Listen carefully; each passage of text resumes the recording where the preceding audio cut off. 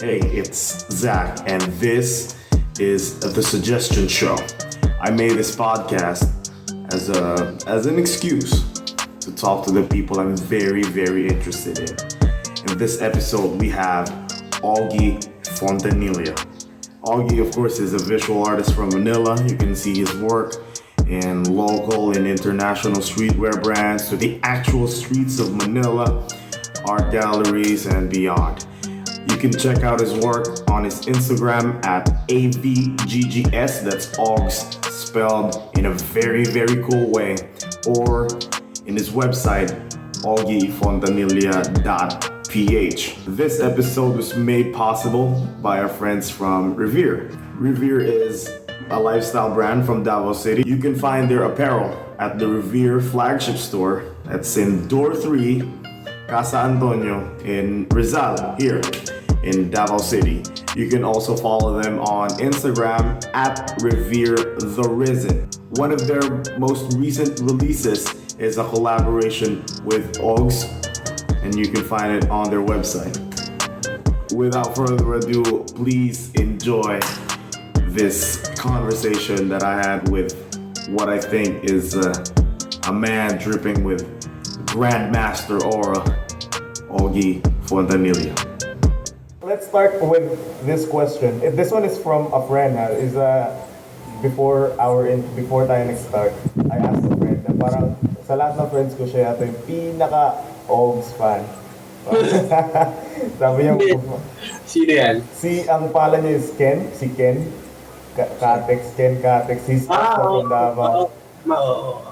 You recognize him? Or pumunta Manila before, or Instagram lang? I guess sa Instagram. Sabi niya, di pa daw kayo nag-meet. And if it happens daw, he doesn't know what to do. So, bawal yun tayo, pare-pareho lang tayo. Well, you say that because you're up there.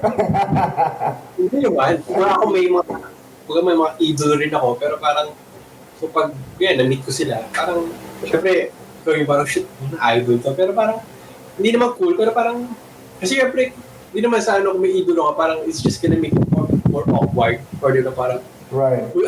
So parang, hindi, okay na yan. Ay, may salamat. Pero parang, walang special treatment. Pare-pareho lang tayo. Of course. Yun lang yan.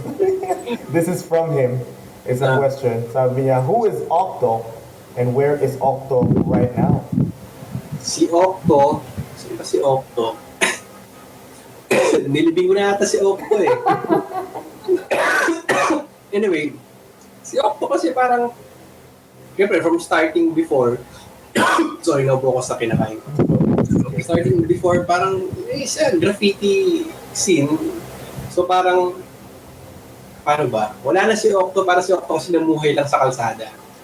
So nag-evolve na si Octo to humiwalay na si Auggie kay Octo. Parang yun. Si Auggie na lang, wala nang pseudonym, wala nang entity na ibang entity na parang pag sa street si Octo, pag sa gallery si Auggie, wala nang gano'n. Dati kasi may ganong gimmick ba or something for me. Pag sa street, si Octo lang, sa gallery si Auggie or si Octo, pero hiwalay na lang. Para di na rin ako active sa kalsada per se na as doing graffiti, street art, hindi na active. So parang might as well pahinga na si Octo. Parang gano'n. Very unique. So, never, hindi ko siya kinalimutan kasi yung pa rin yung roots eh. Kaya, ano pa rin si Octo? Inside, mga drawing ng mga street graffiti inspired, buhugot pa rin kay Octo. Parang gano'n. Parang, is he like a persona that you adapt pagka you're doing street art? Hindi naman. Parang lang din. Parang, siguro, parang naaalala ko lang. Pagkasada pa, alala ko si Octo, pero parang hindi na eh. Kumbaga may ibang, wala na si Octo. Kumbaga, thank you na lang. How different is the mindset of Octo and Auggie? What's the difference between both personas or na attitude? Pag kay Octo, kasi parang bata pa ako noon. Parang push ko is parang, hindi, ano lang tayo? Pinta lang tayo ng pito sa kalsada, parang gano'n. Parang hindi pa, bata pa ako, sobrang young pa. Wala pang tinatarget na goal. Parang ito, enjoy lang. Kumbaga yung nag-enjoy pa rin naman. Pero ngayon, noon parang mas carefree. Parang noon. Pero ngayon parang Si Ogie, parang syempre, andun na yung parang, mga, parang ba, nag-mature na.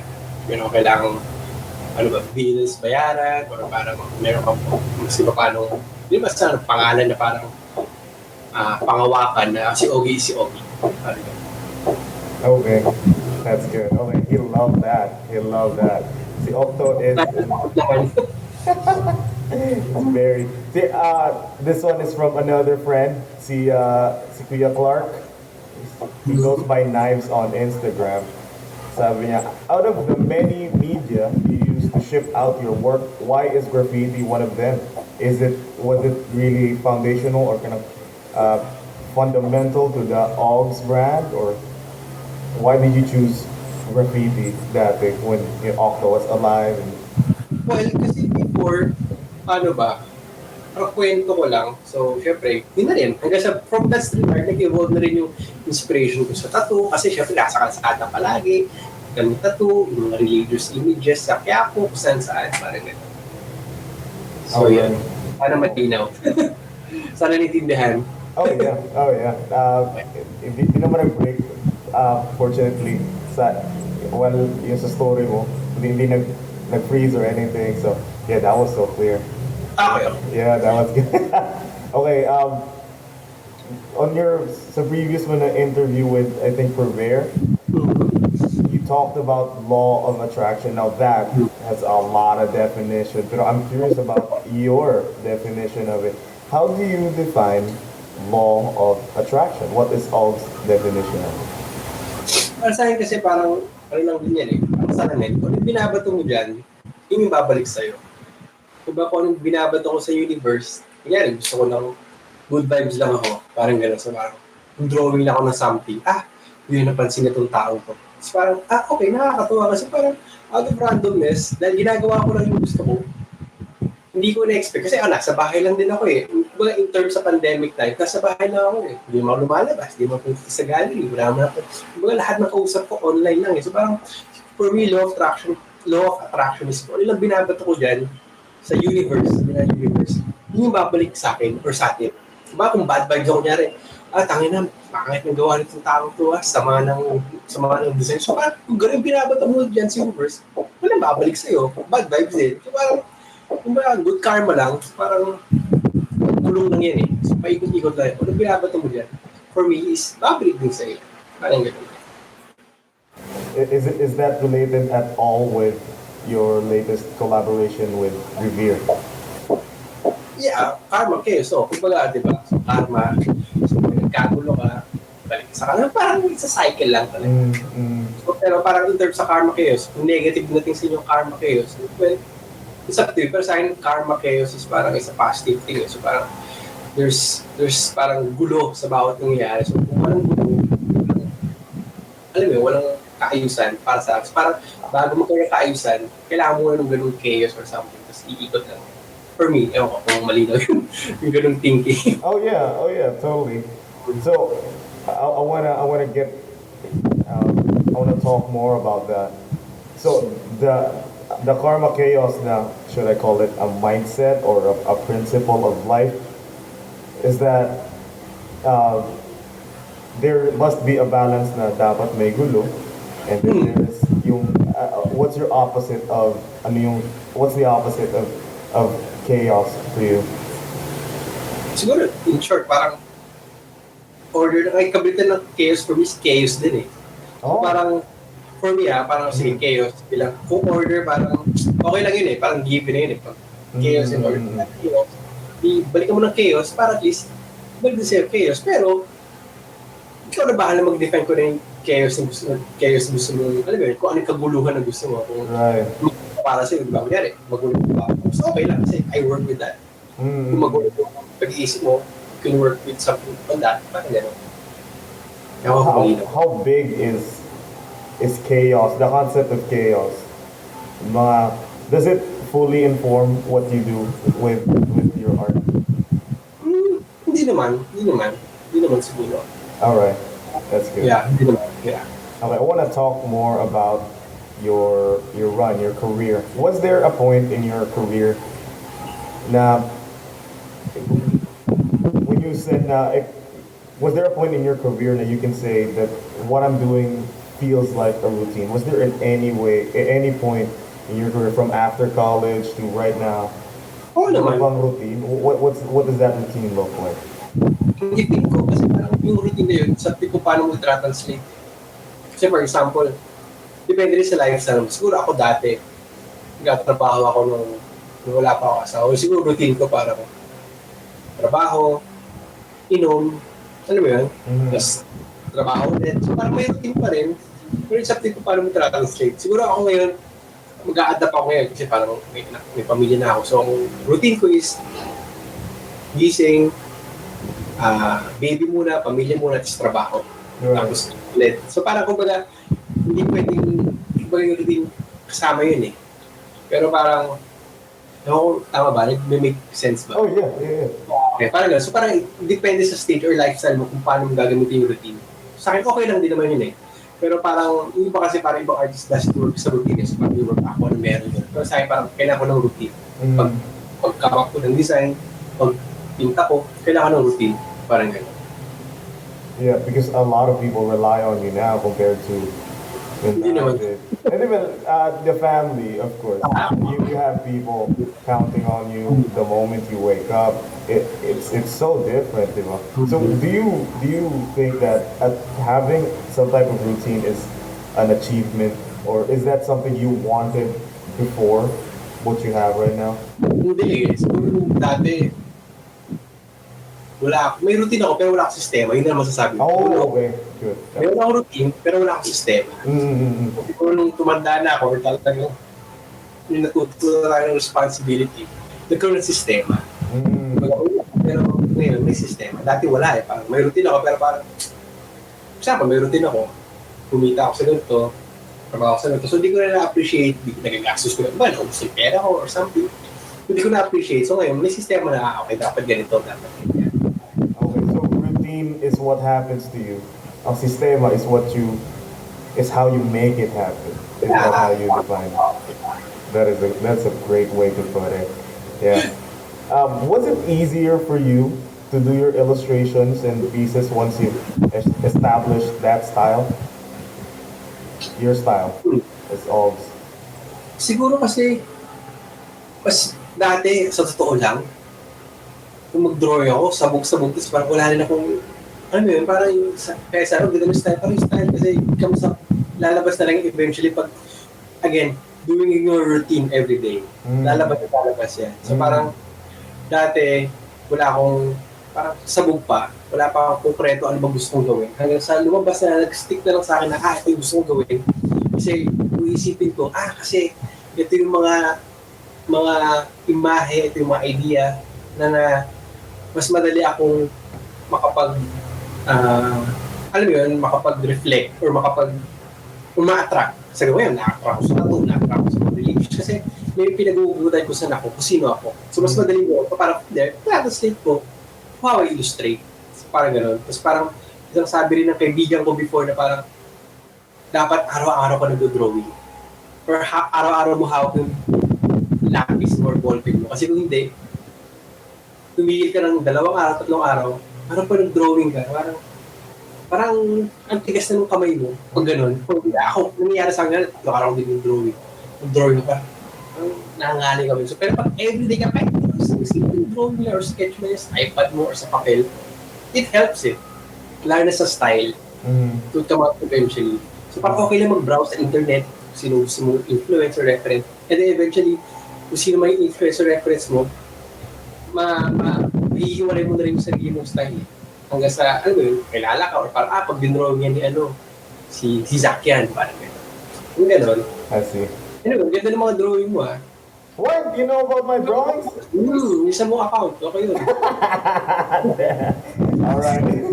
Oh, he knows about us. Okay, we're compromised. Thank you. I was coming from you. Oh, I just feed a little. Okay na. Kasi ako na-appreciate ko parang mga ganun draw. I mean, the way you draw it. Kasi parang, the way is parang, alam mo yun, parang for me kakaiba eh. Or, alam mo yun, hindi may style. Diba? Kasi iba parang, nakita ko na to eh. Parang ganun. Right. Pero reflex kung as a character mo or kung sino man gumagawa ng drawing, it reflects kung ano siya. Hindi, maraming tao naman dyan, lost pa kung anong gustong gawin. Pero pag once makuha mo na yung gusto mo, diba? Yeah, totally. Yeah. Apart from drawing every day, what are other necessary steps na feel mo kailangan to get to that point, to where you are right now? You are being called by brands, nasa art galleries ka. If we're talking to somebody right now who's only aspiring to get to that level, what are the necessary steps for you? You can name as many as you want. And the necessary steps, apart from drawing every day, mastering yung hawak mong lapis or ball pen. Or... Parang wala akong masabing steps. Kasi parang lahat mangyayari according to your own time. Ako maisip ko parang nag-usap namin palagi ng asawa ko parang minsan syempre, ikaw rin naman or ako, may usap ka ako ng insecurity sa parang, bakit siya ang ganda ng career o bakit siya ganito? So kung isipin mo, ako ilang panahon niya di ba? Kung mayari, 60 years old na ako, doon na ako sumikat or makilala abroad, okay lang. At least, yung process mo, yung steps mo to achieve that is masaya ka. Di ba? Kung baga sa akin, yung steps siguro kasi gawin mo lang gusto mo, yung lahat yan mangyayari according to your own time. Kung ano naman yung destiny mo. Yan. May project ako, hindi nakuha, sayang, ganda. So okay lang. Siguro hindi para sa akin. So, malulungkot ka, pero parang hindi para sa akin. Pero, kung 60 years old ka na, doon nangyari yung career na gusto mo, okay lang. Ano ba yun? Parang, hindi mo mapupush, hindi mo mapil sa sarili mo, kahit anong trabaho mo ng trabaho, gusto ko maging ganito. Kung wala nangyari, ba't mo push? Ikaw na mapufrustrate. Right. Might as well, gawin mo lang gusto mo, then eventually, lahat yan mangyayari in your time, parang gano'n. Kung ano yung parang sinulat sa kapalaran mo, yung mangyayari para sa'yo. Diba? Kung hindi man yan, okay lang. Baka matanda ako na, parang diba, ngayon na din mangyayari itong mga dating English. Parang, might as well just enjoy lang. Eventually, yung process or steps na sinasabi natin is parang hindi mo naman, wala akong may isip na process or steps na ginawa ko, parang in short, ginawa ko na yung gusto ko. Na kumbaga walang nahassle. Kung nagka-problema man or may nahassle ako, sorry, hindi ko sinasadya. Parang gano'n. Pero lahat parang gagawin mo lang dahil alam mo nag-i-enjoy ka or masaya ka. Kung hindi man nag-enjoy ka, okay lang. Yan, may ginawin ako ganito at 3 tao na yung natuwa, okay lang. At least may natuwang tao. Yung parang gano'n. Kung natuwa nanay ko, tatay ko, kuya ko, okay na yun. Parang gano'n. Parang at least kung masaya ka yun, okay na. Masaya na tayo. Okay na yun. That's true. That's true. Do you have recurring struggles as an artist? Ngayon? Recurring, yeah. Yeah, yung financial pa rin. Ano pa rin naman yun. Pero saka yung, minsan yung anxiety mo or yung pagkaingit mo. Siguro, di mo wala yung tao. Parang bakit yan? Again, parang ba't ibang tao pag ganito nangyayari? So ginagawa ko, feeling down ako. Hindi ko magawa yung gusto ko. Dahil nga, pandemic or something, pero iba nagagawa. So, gagawin ko na lang is, okay, sige. Ano yun? Kumusta yung art, kumusta, ganda ng gawa mo Imbis na may insecure ka, imbis na malungkot ka, hindi congratulate mo na lang sila. Di ba? Hindi ka pa makaasa kasi pinakakalaban mo na lang sarili mo So, labanan mo yung sarili mo, nararamdaman mo, harapin mo na lang.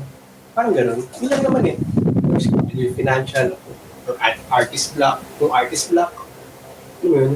Maglakad-lakad ka lang dyan or magbasa ka ng something na iba or mawala sa routine mo para bumalik ulit sa dating routine. Parang gano'n. Dati nung isa interview mo before, you said na when you have an artist block, nagbabike ka. But now, na you're trapped inside the house, how do you fight that artist block? Naglalaba ako. Ha? Naglalaba. Okay. Hugas ng pinggan, yung gano'n. Gumagawa ng house chores. So, okay na yun. Parang mawala yung redundancy na paulit-ulit. So parang kasi nape-pressure ka mag-isip or may gawin. So parang, the more na pinipressure mo sa may gawin, baka wala ka magawa. So gumawa ka ng iba na hindi mo ginagawa usually. Kaya mas marami mong ginagawa sa bahay. Ngayon, linis, maghugas, mag-alaga ng bata, yung gano'n. Kasi at least kung pag time na may kliyente o nag-drawing ka or ka magpa-idea, fresh na ulit yung utak mo. For me, it works for me. Hindi ko alam sa iba. Okay, yeah. I'm gonna say a quote right now from an interview before, this is about your para professional work. Okay. This is feel free to fact check kung naibaba or may point ka ba na gusto iparating na hindi na reflect ng statement. Here it goes. The biggest lesson I learned before that I still embody until now as a full-time artist is discipline when it comes to work. When I worked in corporate, I really learned to meet deadlines, submit on time, respect the client, and respect the work. So we talked about routines before, and you differentiated it with systems. Ano na yung sistema mo ngayon? What are the systems that you have in place to help you stay disciplined when you come to work? Parang for me kasi yung discipline or system ginagawa ko, always do a checklist, to-do list, every day. Parang kahit dati pa, parang sulat ko sa papel, lagay ko dyan sa, but I still do it. So parang I still have my to-do list. So parang yun yung discipline ko for me na parang alam ko na hindi ko makakalimutan gawin. Kaya may deadlines ako. Kahit ultimo deadlines na kailangan kong gawin dito sa bahay, i-lista ko. So parang alam ko na, pag deadline o may kailangan gawin, Kasi kung hindi, alam mo yun, ako rin makapahamak, yung kliyente, alam mo yun, maraming, alam mo yun, dahil sa corporate job ko, parang once na ma-delay ka, lahat damay-damay.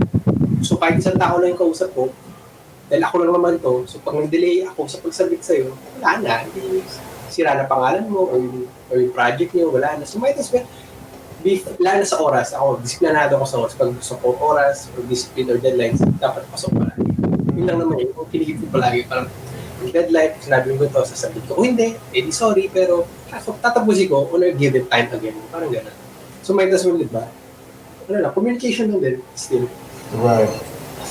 The list feels like a lesson. It feels like someone kicked your ass because you forgot to put something on the list. Is that true?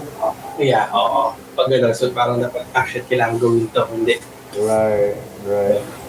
So we'll talk about that biggest loss siguro when you're ready. Where does coffee fit in your system, in the routine? Is it on the list? Yeah, hindi. Coffee, matik yan every day. Twice a day kung kaya, or thrice a day. Kahit walang gagawin, kape. How do you make your coffee? Honestly, ngayon, 3-in-1 ako eh. Wala akong oras mag-press eh. Right, yeah. 3-in-1 lang. Pero dati, kahit French press, yun, okay na yun. Dry ng coffee grounds, French press. Pero ngayon, parang palagi, wala na oras. Ano yun, it's not an excuse. Pero again, I need to go back to that. It's parang 3-in-1 is not okay. Diba? So, ngayon, parang kailangan ko lang magkape. So, kuha akong 3-in-1. Sorry, pero anyway, 3-in-1 ako. Do you have a favorite coffee? Kahit ano. Kahit ano, alright. No. Itong question na to is also from another interview. Quote dito sa interview. It's not from you, but it's from them. Ang sabi dito, the second bedroom in the apartment has been retrofitted into a studio. Is that still your studio or? Hindi, iba na. We moved from Mandaluyong to South. Right. Do you have a new studio now? Yeah, pero this one is smaller lang. Parang okay. This is all you. Yeah, maliit na studio. Okay. How important is it to have your own physical space where you can do your work? How is it very, very important? Is it a must-have for individuals? Iba-iba eh. Kasi parang dati, simula ako dati sa Manila, studio ko is kwarto ko lang. Parang wala naman kaming garay kasi paglabas mo ng bahay, kalsada na. So parang kung gusto magpinta ng spray paint, so lalabas ka sa kalsada. So gano'n lang ako dati. Tapos yung nag-iba kasi na ito ng bakanting space to sa third floor. Pero kwarto pa rin siya per se. Hindi siya studio na artist studio. Parang gano'n. So basta, tapos from there, lumipat kami, magkasama kami ng asawa ko sa isang so isang studio ko. So okay naman, it works kasi parang nakapagtrabaho ko. In a sense, parang studio kasi parang magandang bagay na meron ka sariling space. Kahit corner lang yan sa bahay mo, okay, basta meron ka sariling, basta sabi, ito dito ako magtatrabaho. Dito ako mag-drawing, okay na ako dito. Para from that point, meron ka pa rin routine. Para sa mga iba na parang, sige, lalabas ako ng kwarto ko, tatrabaho ako sa studio. So alam mo trabaho, lipat mo. Pero para sa akin kasi studio, parang malaking bagay siya, pero kung wala kang studio, hindi away na kung ano yung meron dyan na workspace mo, okay lang. Basta Para sa must have, is it a must have? Kailangan ko Parang talaga na meron. kung meron, di okay. Kung wala, for now, di adapt na lang kung anong pwede, di ba? Yun lang natin eh. Right. Hindi siya master. Parang kung meron, di thankful. Pero kung wala, sige lang. Kahit sa sala ka magpinta or sa banyo ka mag-drawing, okay lang. Para sa akin, hindi naman sa parang porny mind. Yung studio kasi sa mindset lang eh. Parang it's all in your head. Parang, studio ko nandito. Parang shit. Hindi naman. Pero parang, di ba, lahat naman yan magagawa mo kung nasan kayo. Pero di ba, iba pa rin syempre. Thankful may studio na. Masaya pa rin na may nagagawa kong space. Parang Okay. That's good. That is very encouraging. Kasi ako, corner lang din ako dito sa bahay. Sa akin, kung wala kang studio, okay lang yun. Kasi ba, kung saan ka pwede magpintas pa pumwesto, masaya ka, komportable ka, nagagawa mo gusto mo, okay na yun. Di ba? Kaya kung may malaki yung studio, di ang saya. Pero kung wala, edi gawa. Basta that doesn't stop you to create something kung wala kang studio. Diba? So gawa kahit, diba? Paglabas mo ng drone ka or habang kumakain. So nasa yan eh. Alright. Okay. To the listeners out there looking to burst out of the 9 to 5, di ba? Parang ngayon, it's so common now for people to work from home, pero meron pa rin talaga yung gusto ko may sarili akong schedule. What suggestions can you give them that can help them build like a working lifestyle like yours? Alam niyo, may 9 to 5 or yung what do you mean? Yung parang di ba, you can place your own system. That is such a privilege. That is such a blessing. So, do you have any suggestions how kunwari may aspiring na artist that wants to move out from yung job niya right now to a schedule like yours that I can place my own system. I can do this. I want to do this at this time. Do you have any suggestions for people who want to burst out from a Siguro matasuggest ko lang kasi ako nung nag-quit ako, wala akong backup eh. Simula ako, nag-quit ako, gusto ko lang mag-THE, mag-photo sa THE, mag-art. Pero wala akong backup kasi wala akong savings nun, wala akong umabot sa point na 20 pesos na ng pera ko, yung gano'n. So again, siguro masasuggest ko lang is parang, again, discipline lang. Kung gusto mo basta masustain mo lang yung gusto mo. Hindi mo kailangan maging sobrang yaman or sobrang sikat. Basta masustain mo lang yung gusto mo, nakakakain ka, malusog ka, meron kailangan rin may responsibilidad ka, natutugunan mo yung responsibility mo, okay na yun. Para sa akin, basta magawa mo na yung gusto mo at masaya ka. At the same time, na hindi ka parang, mahirap na ako kasi full-time ako eh. Parang, hindi ko full-time ka. Dapat nga, mas kaya mong kumita kasi hawak mo yung sarili mong oras eh. So, it all depends sa'yo, di ba? Kung paano mo hahawakan nyo o paano mo gagamitin yung oras mo. Hindi full-time ka. Ayoko na magtrabaho muna kasi wala naman ito. So, it's up to you. Basta make sure na yung responsibilities mo, matutugunan mo. Right? Yun lang naman yun eh, for me. Based on my own experience. Okay. At this point in the conversation, I made a mistake. I muted my mic, so it didn't capture the question.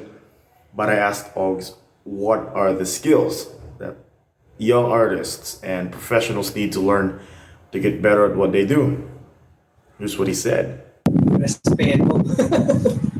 Siguro yun. Yun na lang yun. Para kung may hard work ka, basta may respeto ka at kaya mong, kumausap sa tao na hindi ka, or respect tsaka positioning. Kung kaya mong position yung sarili mo, kung ano ka man, or kung sino man ka usap mo, kung nasaan ka as an artist. Hindi parang, sikat na ako, dapat yung gano'n, may mga gano'n kasi, pasentado yung mga tao, pero parang may mga gano'n tao talaga parang, ano na ako, di kalidad na ako, hindi ako pwede sumali dyan. Yung parang gano'n, so para sa akin, sikat ka man or hindi, basta may respeto ka sa tao o sa kapwa mo, okay ka na, yun yung kailangan mong, alam mo yun, i-keep, hard work nandiyan niya, alam natin lahat tayo hardworking on our own time, pero parang, basta respeto lang para sa akin.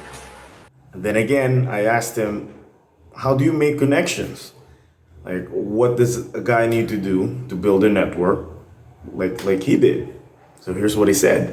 Siguro just put yourself out there. Pero not in a way na parang sobrang yabang. Just put yourself out there na, okay, busy, pwede pa ako magtrabaho ngayon. Yung parang gano'n, buhay pa ako, hello, yung parang gano'n. Just put yourself out there. Pero syempre, So, alam ko paano ka makipag-usap or paano ka magpag-connect sa tao, diba? Minsan, if I'm out too hard naman, baka naman, yabong naman nito, baka ayoko ito katrabaho. Yung gano'n, so parang, again, positioning tsaka respeto kung paano ka, kung nasan ka. Parang gano'n. Kasi minsan, wala ka ng letter, connection, dahil ang yabang mo na, or minsan naman, sobrang timid mo, or parang mahihain mo, wala ka ng connection. So parang dapat keep yourself na who you are. Pero may mga tao nag-work na parang sobrang yabang, sobrang yan, nag-work sa kanila. Pero for me, on my side, just keep yourself, alam mo yun, above water lang para steady lang tayo. Huwag tayo masyadong aggressive. Kung minsan, pag kailangan mo aggressive, konti, ganoon lang, pero hindi naman kailangan. Pero again, yun na nga, respeto lang din sa kapwa mo. Kung sino man yan, kung peers mo man yan, or parang mga nakakabata sa'yo, respeto pa rin. Parang ganoon. And then I asked him, what if I'm an introvert? I'm introverted. Like, there are a lot of people who approach me, hey, how do you do it? How are you so people friendly? Or how is it so easy for you to get along with so many people? So I asked Auggs the same question. What if I'm pretty introverted? What should I do? Here's what he says. Paano ba? Kasi ako sabi ko, hindi naman ako confident eh. Parang mahihain niya ako kung isip parang, hindi naman, mahihain, pero, mahihain ako, pero hindi ako confident, parang, lalapit ako, uy, anong gawa tayo ng ito? Hindi naman ako gano'n, unless, yung problema ko, kung wala sa bubble ko, or sa circle ko, parang nahiya ako lumapit. So parang, it takes time for me to, makausapin ka, o gawa ng something, pero parang, siguro yung mga taong, medyo ng confidence, parang lakas lang ng loob. Or parang yun, konting, wala nang mawawala pag ikaw yung magsimula. Diba? Kasi iba nahihiya. Ako minsan pag hindi ako nagsimula. Magpausap kung sino man. So, just, ikaw lang magsimula. Just start conversation or something. Kung sino man gusto mo kausapin or i-connect mo yung sarili mo. Diba? Or kahit ngayon nga, social media, message, kamusta kayo? Okay na yun eh. Di wala nangyari. Start lang yun. Kung wala, edi sorry, next time. Huwag ka lang paghinaan ng loob. Just gawin mo lang yung gusto mo. May mga mahihain, pero parang minsan kasi pag sobrang mahihain ka, wala namang mangyayari eh. Diba? So, konti na lang din. Name your Labas lang. Okay, sorry. What? Name your top 3 influences. Top 3 influences. Right now or dati? In no particular order. Right now, right now.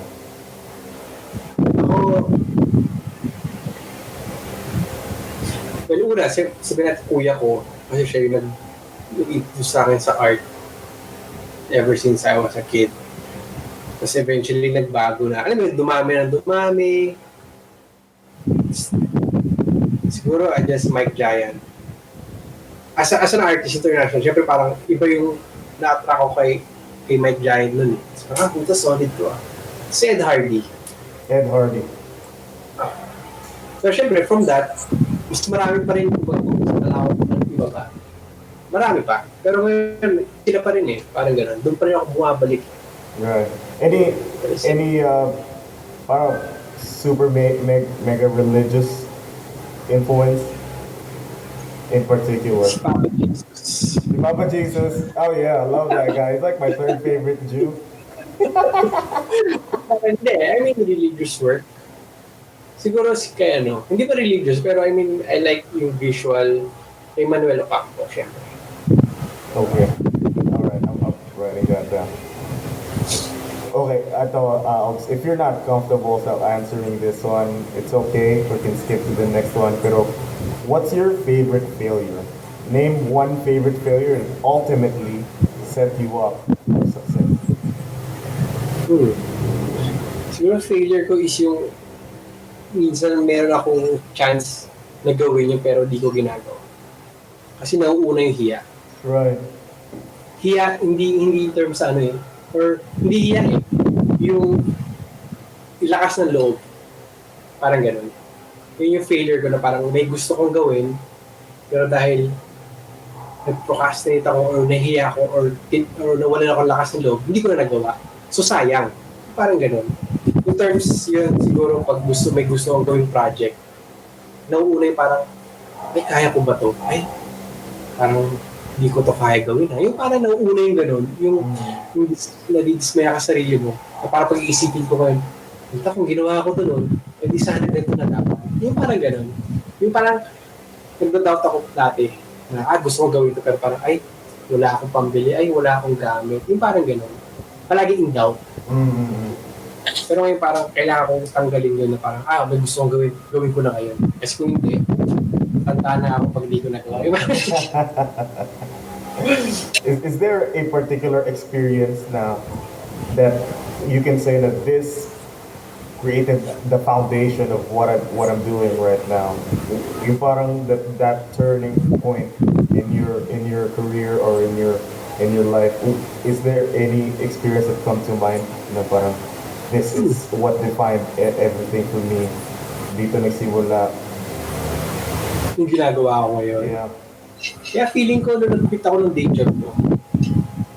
Kasi parang kinuwit ko siya na parang wala akong fallback na hindi ko inisip na gusto na paano ako kikita. Hindi ko inisip yun eh.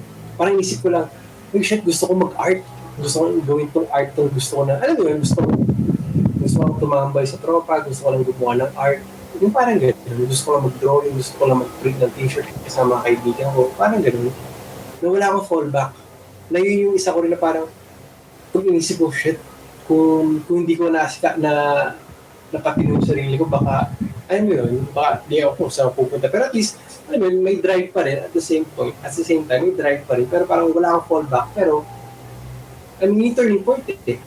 Kasi umalis sa corporate, well, thankful naman sa corporate, pero nung umalis ako, parang, okay, nagtuloy-tuloy na yung gusto ko sa sarili ko. Parang wow. So parang one day you just said, fuck everything, man. Is that? Oh, man. I mean, ganun lang. Kasi talagang one time, parang, ayoko na.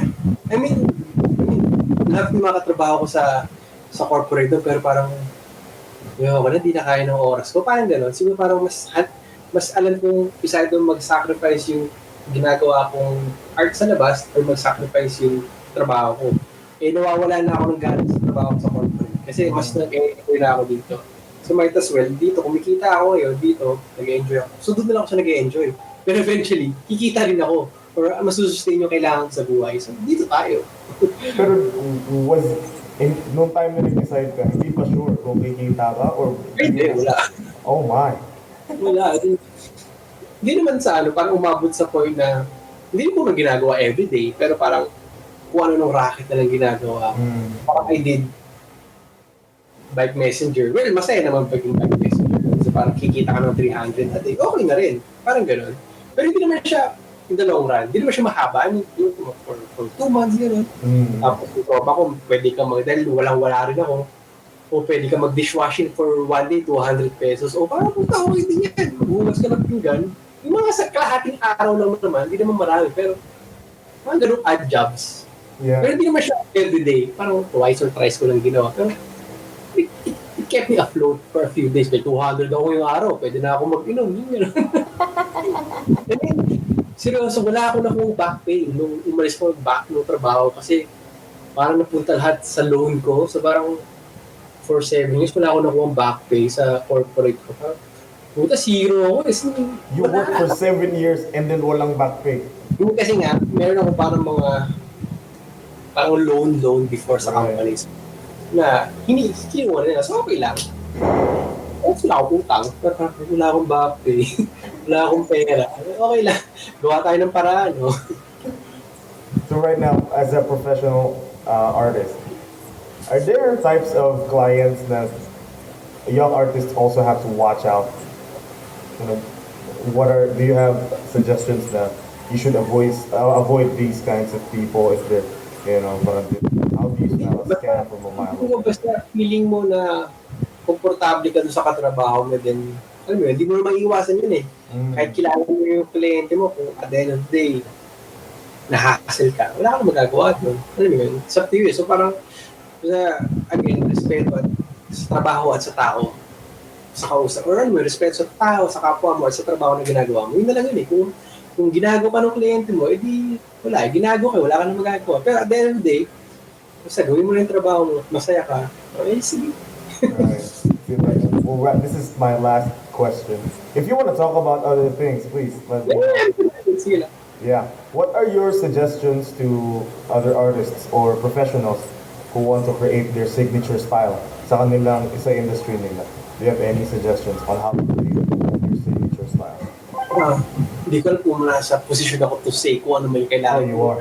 You are. Pero hindi naman, sa akin siguro again, sa drawing ka lang ng drawing or alam mo yun, gawin mo lang ng gawin yung ginagawa mo. At the end of the day, kung may style mo, malalabas yun eh. Alam mo yun, kahit copyahin mo yung drawing ni kung sino man na idol mo, okay lang. Kasi at the end of the day, basta practice, drawing, alam mo yun, lalabas din yan.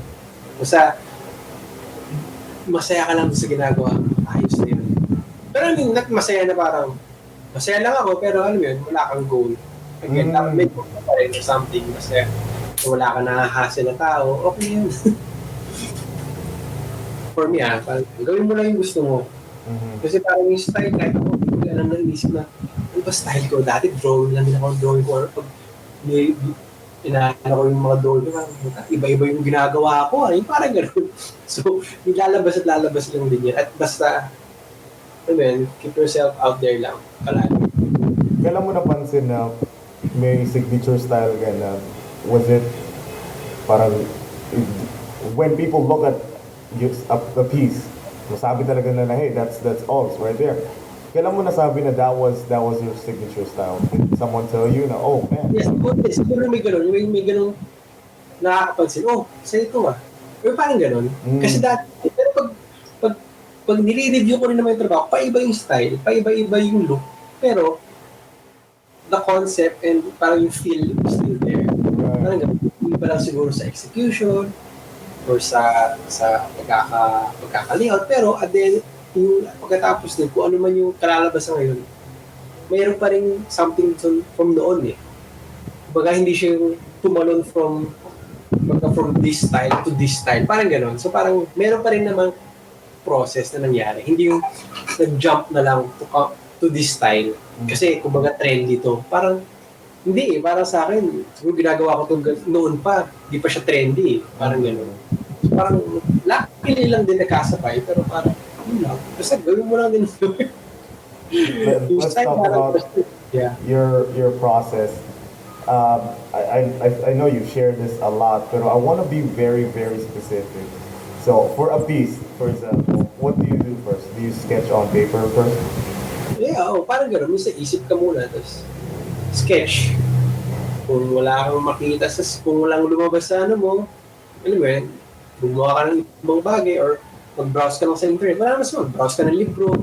Just to, alam mo yun, parang lagyan mo ng langis yung utak mo para lang gumana. Kasi pag hindi parang, diba, hindi naman tayo gumagana all the time yung utak mo. So parang pampano lang, pampagising na ng utak. So, parang basa ako, tingnan ko sa net, interpret mo yung style mo. Parang humugot ka lang ng something, tapos gawa mo na ng something. Parang yan. Saan ka tumitingin? Are you on, what kind of books or websites do you look at? Well, actually, browse lang ako ng browse. Wala akong nilok specifically sa Instagram kung ano lumabas sa feed ko. Okay to. Or minsan sa mga books ko, yung mga nabibili kong libro, mga art-related books, mga magazines or something. Or, yan, may nakita kang or nabasa or narinig na balita. Pwede ka na humugot dun eh. Parang gano'n. Lalo na sa nangyari sa Pilipinas, gano'n. Hugot ka lang dun. Tapos ito na ba interpret. Do you sketch, after you get the idea, do you sketch sa papel kagad? Yeah, parang gano'n. Or sa papel, or sa iPad, parang gano'n. Para rekta na. Or parang sketch lang. Pag wala, sketch. Procreate? Do you use Procreate? Or? Yeah, actually, nagsimula lang mag-Procreate this year lang. Kasi parang umabot sa point na hindi ako mapag-drawing kasi nag-aalaga ka ng bata. Para may ito siya, try ko nga itong Procreate. Kasi hindi ako nagpo-Procreate ever since lahat drawing lang eh. So parang ngayon, nag-Procreate kasi mas mabilis, drawing, durang. Hindi ka kapag papel, kailangan pa umupo. At least ito pag-Procreate, kahit yung bata, drawing. Yan yun. Pero yun nga, gumagamit na ako ng Procreate ngayon, which is napabilis yung buhay ko. Pero kung sa papel naman, what kind of pencil do you use? Or? Wala kung ano lang meron. Anong meron? I mean, yan yung mga mga lapis lang na ganyan. Right. Ano? Number 2. Oh, minsan yung mga galing sa hotel. Okay na. No, parang sarap drawingan ng pad nila sa hotel. Anong papel yun? Mga ganung papel lang or mga lapis lang na meron. Pero syempre, minsan gusto mo shit, artist ako, so bili ka ng mga gandang lapis. May mga ganung moment, pero parang shit, pag tinignan ko, pareho lang naman ata. That's true. Pero hindi, I mean, iba kasi syempre more technical side. Ako hindi ako ma-technical, so parang may tasun ko ano lang, meron ako sa studio ko, yun ang gagamitin ko. Okay. Anong choice mo when it comes to coloring the piece? Sa papel na? Diba? It's either acrylic or Posca. Alright. Any particular brands that you use? Amsterdam. Okay. Pamura. Or I don't know, or mga mid-level na siguro. Iba kasi so, wala akong pambili. Alright. Auggs, thank you so much for taking the time. Salamat lang. Holy crap. I drink tubig. Sana nag-make sense. Ha? Sana nag-make sense naman. Of course, dami kong natutunan. Sana lang di nag-fail yung record. Yun lang talaga yung wish ko kasi may ginawa kaming podcast before kay Chad Panzo. Record kami, rooftop ng parang art hotel ni Kublai Milan and all that. Tapos biglang na-corrupt pala yung nakura ng pinang-record namin. So that was such a waste, but I always want to dream big. I always want to hit it strong. So I aim for the head, and that head is Auggie Fontanilla. Thank you so much, bro. Do you wanna announce anything? Where can people reach you or anything you got going on right now? Wala naman. Mga puro lang, any projects lang. Personal projects lang din. Pero eventually sana, pag maluwag yung pandemic, di makapag-exhibit naman. Thank you so much, Auggs. Good luck sa podcast mo ha. Send mo lang yung link kapag natapos na para mga next episode mo. Thank you, sir. Salamat for taking the time. Ingat. Ingat. Stay safe. Bye. Paalam.